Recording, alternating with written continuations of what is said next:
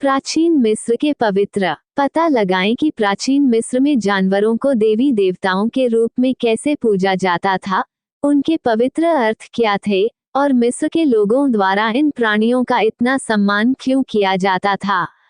प्राचीन मिस्र में जानवर, चाहे देवता हों, पालतू जानवर हों, उर्वरता के प्रतीक हों, या डर, सुरक्षा और भाग्य की वस्तु हों, जानवरों ने प्राचीन मिस्र में शाही और गैर शाही जीवन दोनों में महत्वपूर्ण भूमिका निभाई। रोजमर्रा की धर्मनिरपेक्ष और धार्मिक गतिविधियों में प्रमुख भूमिका निभाई। जानवरों में अक्सर आकर्षक गुण होते थे जिनकी शायद प्राचीन मिस्रवासी प्रशंसा करते थे और उनका अनुकरण करना चाहते थे।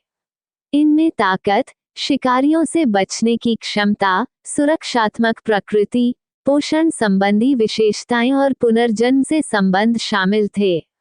इसलिए अपने देवताओं को विशेष विशेषताओं के साथ जानवरों के रूप में प्रदर्शित करने से यह प्रदर्शित होता है कि वे प्रत्येक देवता या देवी की प्रकृति के बारे में क्या मानते थे।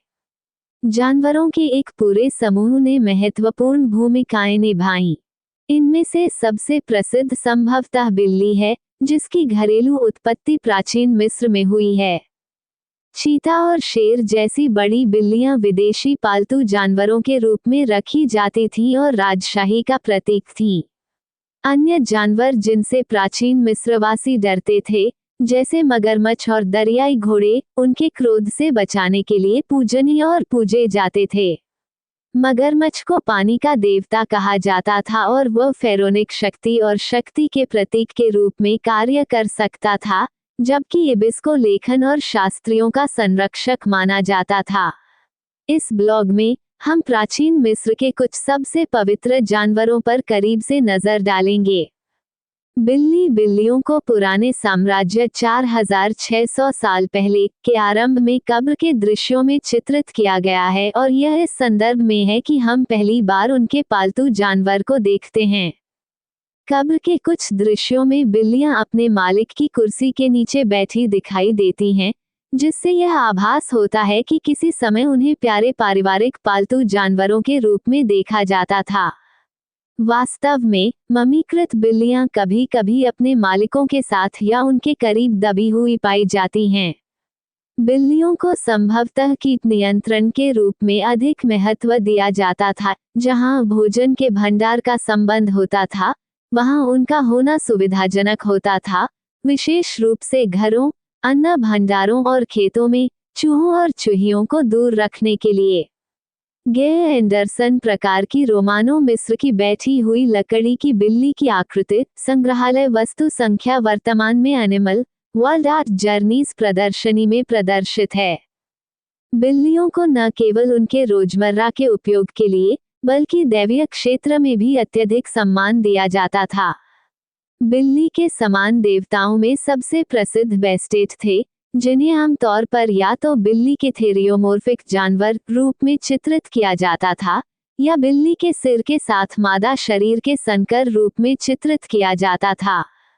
बासेट को कभी कभी शेरनी के रूप में चित्रित किया गया था पहले के समय में, या शेरनी के सिर वाली महिला के रूप में, हालांकि यह अक्सर देवी सेखमेट से संबंधित था, जो विनाश से जुड़ी थी। बासेट को क्रूर शेर के अधिक सौम्य और शांत संस्करण के रूप में देखा गया था। महिला प्रजनन क्षमता, कामुकता और शिशुओं और गर्भवती महिलाओं की सुरक्षा से जुड़ी होने के कारण उन्हें आमतौर पर बच्चों की रक्षक के रूप में पहचाना जाता था। प्राचीन मिस्र के देवताओं के बीच की रेखा अक्सर धुंधली होती थी, रूप ओवरलैप हो सकते थे और कुछ जानवरों को एक से अधिक देवताओं या देवी के साथ जोड़ा जाता था, और इसके विपरीत अन्य देवी देवताओं ने कभी कभी बिल्ली के समान रूप धारण कर लिया, जिनमें मट, हैथोर और टेफनेट शामिल हैं। यद्यपि संघ मुख्य रूप से मादा था, एक दिव्य नर बिल्ली है जो अक्सर धार्मिक संदर्भों में सूर्य देव रा की अभिव्यक्ति के रूप में पाई जाती है। इस टॉम बिल्ली को सर्प देवता एपोफिस को मारते हुए दर्शाया गया है, जो अराजकता का अवतार था। बिल्ली का तांबे मिश्र धातु का सिर देवी बासेट 26वें राजवंश का प्रतिनिधित्व करता है। संग्रहालय वस्तु संख्या वर्तमान में एनिमल वर्ल्ड आर्ट जर्नीज प्रदर्शनी में प्रदर्शित है। उत्तरी मिस्र के सक्कारा में बिल्लियों के कब्रिस्तान में अंतिम काल लगभग ईसा पूर्व की हजारों पवित्र बिल्ली की ममियां खोजी गईं। यह बासेट के एक मंदिर से जुड़ा था। प्राचीन मिस्रवासी ममीकृत जानवरों, असली और नकली दोनों, और मूर्तियों को भगवान के पंथ को प्रसाद के रूप में छोड़ देते थे। ये भगवान को प्रसन्न करने और उनका पक्ष लेने के प्रयास में, इस उदाहरण में, बिल्ली को अर्पित की जाने वाली प्रजातियों का प्रतिनिधित्व करते हैं। इन बलि चढ़ाने के लिए विशेष रूप से बड़ी संख्या में जानवरों को भी पाला जाता था। दिलचस्प बात यह है कि 19वीं शताब्दी के दौरान बिल्ली की ममियों को बड़े पैमाने पर यूरोप में निर्यात किया जाता था, विशेष रूप से यहाँ यूनाइटेड किंगडम में, जहाँ उनका उपयोग खेतों में उर्वरक के रूप में किया जाता था। इस मिस्र की ममीकृत बिल्ली का रॉयल बर्क्स अस्पताल द्वारा एक्स-रे किया गया था और फरवरी 1997 में मेरिडियन टीवी शो के लिए काम का एक वीडियो बनाया गया था। संग्रहालय वस्तु संख्या प्राचीन मिस्र में घरेलू बिल्ली ही एकमात्र शक्तिशाली बिल्ली नहीं थी। हम शेर, तेंदुए और चीता जैसी बड़ी बिल्लियों की उपस्थिति भी देखते हैं। राजत्व के प्रतीक के रूप में शेरों को अक्सर राजघराने से जोड़ा जाता था। उनकी भव्य उपस्थिति, ताकत और क्रूरता निश्चित रूप से ऐसे गुण थे जिनका फिरौन अनुकरण करना चाहेगा। फिरौन शेरों और अन्य बड़ी बिल्लियों को पालतू जानवरों के रूप में रखने के लिए जाने जाते थे, शायद न केवल एक स्टेटस सिंबल के रूप में, बल्कि बुराई को दूर रखने वाले उनके सुरक्षात्मक गुणों के लिए भी।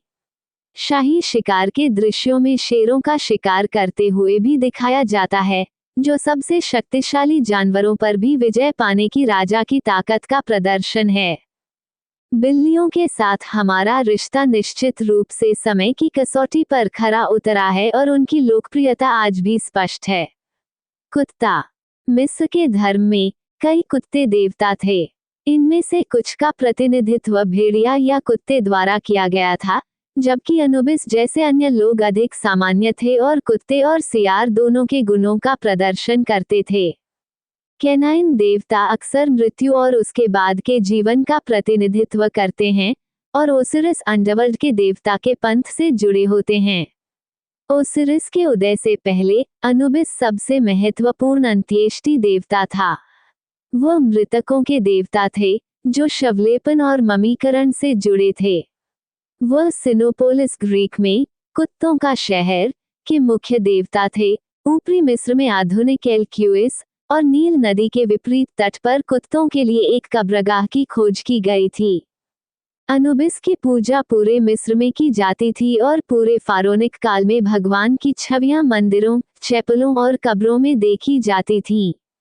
उन्हें आमतौर पर बैठे सियार के रूप में या सियार के सिर के साथ मानव रूप में दर्शाया जाता है, कभी कभी पूंछ पहने हुए। इनाबिस का काला रंग प्रतीकात्मक रूप से दफनाने की तैयारी के बाद शव के मलिनकरण और नील घाटी की उपजाऊ काली मिट्टी से जुड़ा था, जो पुनर्जनन का प्रतीक था। सियार के सिर वाले देवता अनुबिस के रूप में फेरेंस ताबीज एक प्रकार की पक्षी। पवित्र इबिस की पूजा प्राचीन मिस्रवासियों द्वारा पूर्व राजवंश काल लगभग 5300–3000 ईसा पूर्व से की जाती थी। पक्षियों से जुड़ी सांस्कृतिक गतिविधियों का चरम 26वें राजवंश लगभग 664–525 ईसा पूर्व से लेकर रोमन काल लगभग 30 ईसा पूर्व -395 ईस्वी तक देखा जा सकता है, जहां इबिस की पूजा के लिए समर्पित अभयारण्य पाए जा सकते हैं। पूरे मिस्र में पक्षियों को कैद में पाला जाता था और जंगल में पाया जाता था, और खेतों की शाही सब्सिडी ने सांस्कृतिक प्रशासन को पक्षियों को खिलाने और खेती के लिए भूमि पट्टे पर देकर पूंजी जुटाने की अनुमति दी। स्वैम्पलैंड, उनके प्राकृतिक आवास के जल निकासी के कारण ये प्रजाति अब पूरे मिस्र में विलुप्त हो गई है। प्राचीन मिस्र की भाषा में एक पच पर एक आइबिस भगवान थोथ के लिए चित्रलिपि चिन्ह था। थोथ लेखन और ज्ञान के देवता थे और उन्हें अक्सर आइबिस सिर वाले व्यक्ति के रूप में चित्रित किया जाता था। नील नदी के पश्चिमी तट पर आधुनिक एलशमुनेन के पास प्राचीन शहर खुमनव में उनकी अल्पज्ञात पत्नी नेहमिट्वे के साथ उनकी पूजा की जाती थी। उन्हें अक्सर दिव्य शब्दों के भगवान के रूप में जाना जाता है और लेखन, शास्त्रियों और ज्ञान के देवता के रूप में पहचाना जाता है। लेखन कला के आविष्कारक और ज्ञान के सभी क्षेत्रों के संरक्षक माने जाने वाले थॉथ सभी प्रकार के खातों, अभिलेखों और लिखित संधियों के साथ साथ मंदिरों से जुड़े पुस्तकालयों और स्क्रिप्टोरिया के देखभालकर्ता के लिए जिम्मेदार थे। उनकी सबसे महत्वपूर्ण भूमिकाओं में से एक हृदय का वजन समारोह की रिकॉर्डिंग करना था। एप्रीज मेम्फिस मिस्र के महल से एक उभरते हुए आइबिस का चित्र संग्रहालय वस्तु संख्या वर्तमान में एनिमल वर्ल्ड आर्ट जर्नीज प्रदर्शनी में प्रदर्शित है।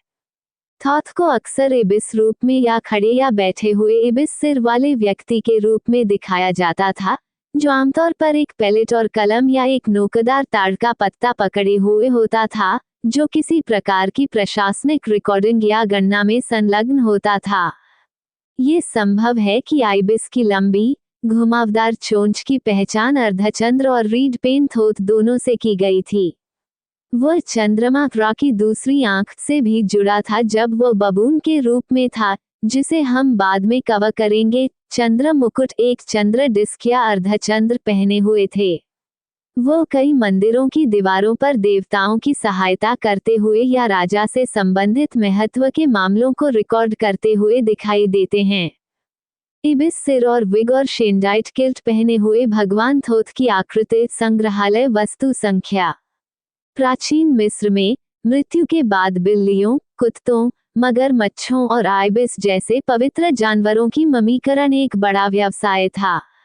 प्राचीन मिस्र की राजधानी मेम्फिस के कब्रिस्तान सक्कारा में 1.75 मिलियन से अधिक इबिस अवशेषों की खोज की गई। पवित्र शहर एबिडोस में हजारों और अल्मिनिया गवर्नरेट में स्थित ट्यूना एल गैबेल के कैटाकॉम्ब में 4 मिलियन से अधिक अवशेष पाए गए। मध्य मिस्र लंगूर बबून को पूर्व राजवंशीय काल से ही कल्पना में देखा जा सकता है और इसने प्राचीन मिस्र के धर्म और ब्रह्मांड विज्ञान में महत्वपूर्ण भूमिका निभाई थी। पुराने साम्राज्य लगभग 2686-2125 ईसा पूर्व से मानव और बंदर की बातचीत को दीवार चित्रों में प्रलेखित किया गया था, जहां बंदरों को मानवीय गतिविधियां करते और पट्टा पहने देखा जा सकता है। बंदर अक्सर ताबीज, मूर्तियों और कॉस्मेटिक वस्तुओं पर सजावटी तत्वों के रूप में दिखाई देते हैं। युवा बंदरों को अमीर व्यक्तियों के घरों में पालतू जानवर के रूप में भी रखा जाता था। हालांकि प्राचीन मिस्रवासियों ने भी उनके जंगली, जोरदार, आक्रामक और अप्रत्याशित पक्ष को पहचाना। न्यू किंगडम लगभग ईसा पूर्व के दौरान मंदिरों में इस्तेमाल करने के लिए बंदरों को आमतौर पर मिस्र के दक्षिण से नूबिया और पंट से आयात किया जाता था। कठोर रेगिस्तानी वातावरण में उनकी खराब रहने की स्थिति, अपर्याप्त भोजन सेवन और आंदोलन और प्रकाश की कमी के कारण संभवतः उन्हें सीमित जीवन प्रत्याशा का अनुभव हुआ। बाद के समय में पवित्र मंदिर के बबून को अनुष्ठान कार्यों के लिए रखा जाता था, हजारों लोगों द्वारा ममीकृत किया जाता था और ताबूतों में दफनाया जाता। प्राचीन मिस्रवासी अनेक देवी देवताओं की पूजा करते थे और मिस्र के धर्म और पौराणिक कथाओं के रहस्यों को उजागर करने के लिए इसकी समझ महत्वपूर्ण है। देवताओं की पूजा में अक्सर लोगों को अपने जीवन में निरंतर और सौम्य उपस्थिति सुनिश्चित करने के लिए आह्वान साध चढ़ाना शामिल होता है। देवताओं को प्रसन्न करने और उनका अनुग्रह प्राप्त करने के लिए हजारों की संख्या में जानवरों को ममीकृत किया जाता था। पूजा का उद्देश्य स्वयं जानवर नहीं थे, बल्कि देवता थे जिन्होंने अपना रूप धारण किया। जानवर लोगों और देवताओं के बीच एक प्रकार के दूत के रूप में काम करते थे। इस ब्लॉग में हमने केवल उन कई पवित्र जानवरों का स्वाद प्रदान किया है जिनकी प्राचीन मिस्रवासी पूजा करते थे, जिन्हें उनके विशिष्ट गुणों और व्यवहारों के कारण चुना जाता था और जिस देवता का वे प्रतीक थे उसमें प्रतिबिंबित होते थे। मानव शरीर के ऊपर एक जानवर के सिर का उपयोग करने से यह सुनिश्चित हो गया कि देवता अभी भी दुनिया के साथ बातचीत कर सकते हैं, साथ ही जानवर की विशेषताओं के माध्यम से एक दृश्य रूपक भी प्रदान कर सकते हैं। प्राचीन मिस्रवासियों के जीवन में धर्म और पौराणिक कथाएं केंद्रीय थीं, और उनके धर्म के केंद्र में वे देवता थे जिनकी वे पूजा करते थे। देवताओं का भौतिक रूप उनके देवताओं के साथ सांस्कृतिक या व्यक्तिगत संपर्क की अनुमति देता है, और चाहे वह पूर्ण पशु रूप में हो या पशु और मानव का मिश्रण हो, प्राचीन मिस्र के पवित्र जानवर आज भी रहस्य और आश्चर्य की भावना पैदा करते हैं। और अधिक जानकारी प्राप्त करें। आपका अनुभव या पृष्ठभूमि जो भी हो, रीडिंग म्यूजियम में सभी प्रकार के इतिहास का पता लगाने के कई तरीके हैं।